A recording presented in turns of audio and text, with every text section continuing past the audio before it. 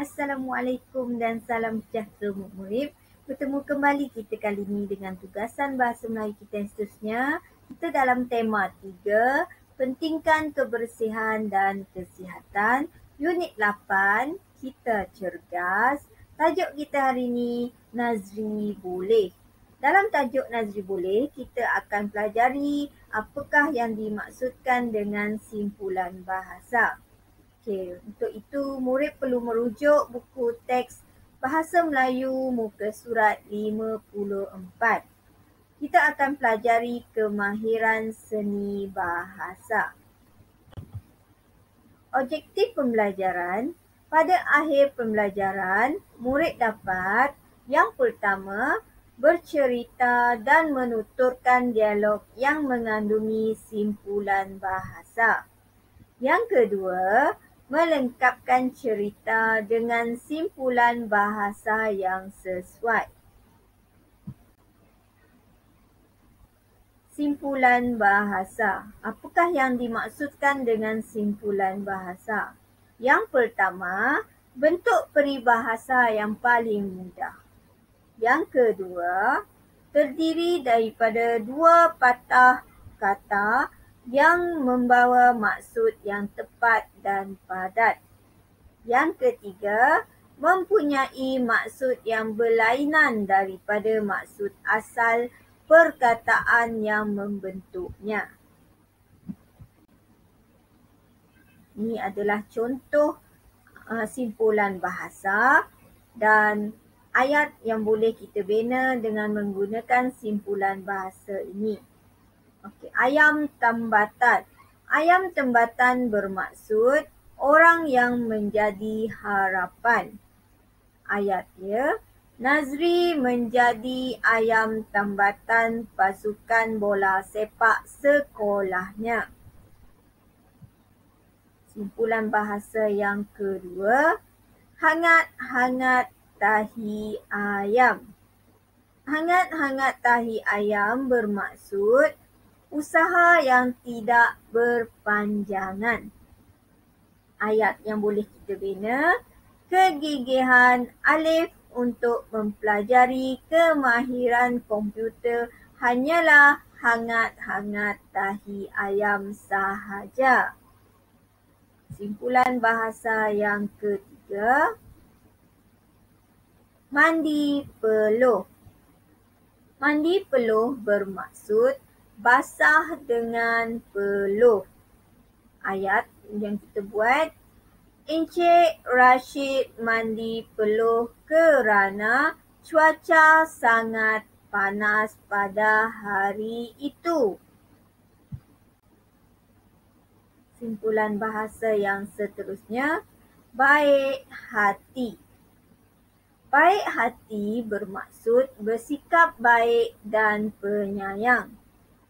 Ayat yang boleh kita buat, budak yang baik hati itu selalu membantu orang yang dalam kesusahan. Simpulan bahasa yang seterusnya, ada hati. Ada hati bermaksud ada keinginan. Ayat yang boleh kita bina, Naufal ada hati untuk menjadi seorang doktor. Okay. Seterusnya, kita akan lihat buku teks Bahasa Melayu tahun 1 halaman 54.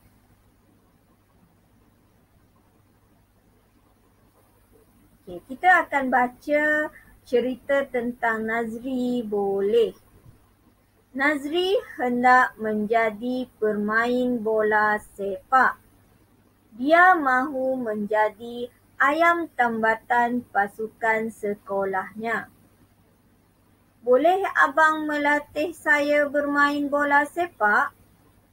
Tanya Nazri kepada abang Fadil. Boleh Nazri, bagaimanapun jangan hangat-hangat tahi ayam sahaja, kata abang Fadil. Mulai hari itu, abang Fadil melatih Nazri. Mereka mandi peluh di padang. Terima kasih kerana baik hati melatih saya. Sekarang saya ada hati untuk menjadi pemain bola sepak yang terkenal, kata Nazri. Okey. Setelah kita membaca ayat petikan ini, kita dapati ada beberapa penggunaan simpulan bahasa seperti ayam tambatan, hangat-hangat tahi ayam, mandi peluh, baik hati dan ada hati.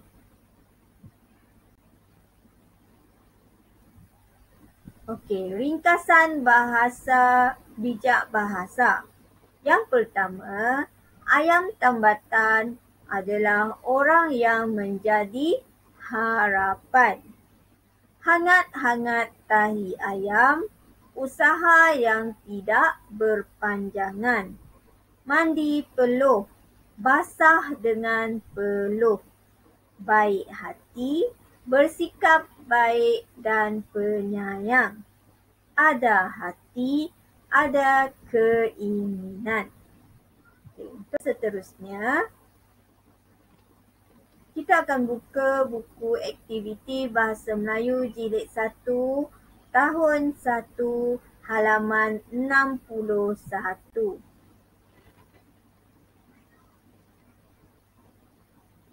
Okay, aktiviti 4. Lengkapkan cerita dengan simpulan bahasa yang sesuai, kemudian sampaikan cerita. Di atas ni diberi jawapan untuk murid-murid melengkapkan tempat kosong yang disediakan. Puan Alia ada anak tunggal bernama Fatin. Puan Alia ibu yang baik hati. Dia hendak mengajar Fatin berenang. Sebelum berenang, Fatin mesti makan. Kita tidak boleh berenang dengan perut kosong, kata Puan Alia. Baik, Mama, kata Fatin.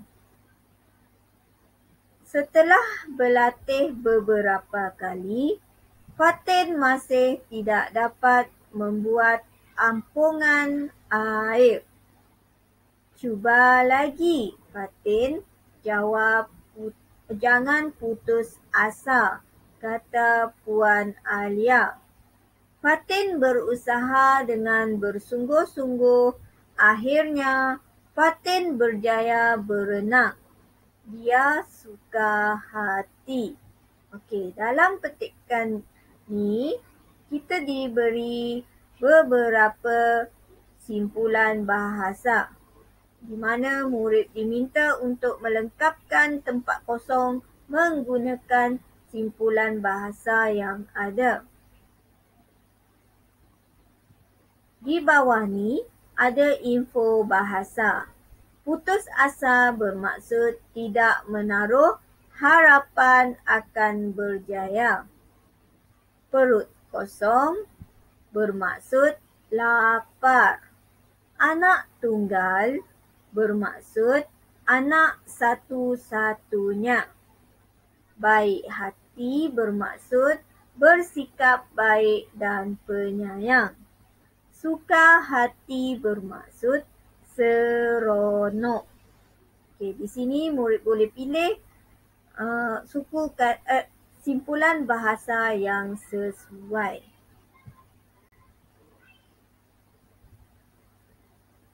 Okey, seterusnya latihan pengukuhan literasi bahasa Melayu. Untuk latihan literasi bahasa Melayu, kita masih berada pada konstruk 6. Latihan pengukuhan literasi yang pertama. Yang pertama, mangga. Kedua, burung. Ketiga, kambing. Keempat, terung. Kelima, kangaru. Ketujuh, sarang. Kelapan, belimbing. Kesembilan, duyung. Dan yang ke-10, manggis. Okey, dia nombor 1 dijadikan sebagai contoh iaitu langsat. Okey. Latihan seterusnya. Latihan pengukuhan yang kedua. Lengkapkan jawapan yang betul. Di sini diberi jawapan, murid perlu melengkapkan tempat kosong yang disediakan untuk melengkapkan suku kata yang ada. Okey, lihat gambar yang pertama yang dijadikan sebagai contoh. Parang. Okey, yang kedua, terung. Yang ketiga, rebung. Keempat, tulang. Yang kelima, pisang. Yang keenam, bawang. Ketujuh, sotong. 8, payung. Dan 9, kerang. Okey, untuk itu sahaja untuk minggu ini. Cikgu harap murid boleh buat segala tugasan yang cikgu sediakan dan sekiranya tak faham, murid boleh hubungi cikgu bila-bila masa. Sekian.